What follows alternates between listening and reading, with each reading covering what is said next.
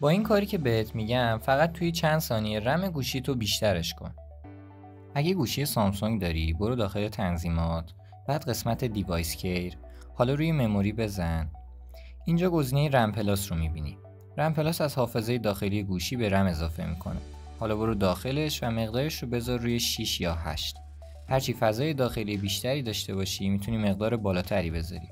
و در آخر گوشی رو یک بار ریستارت کن تا رم جدید فعال بشه.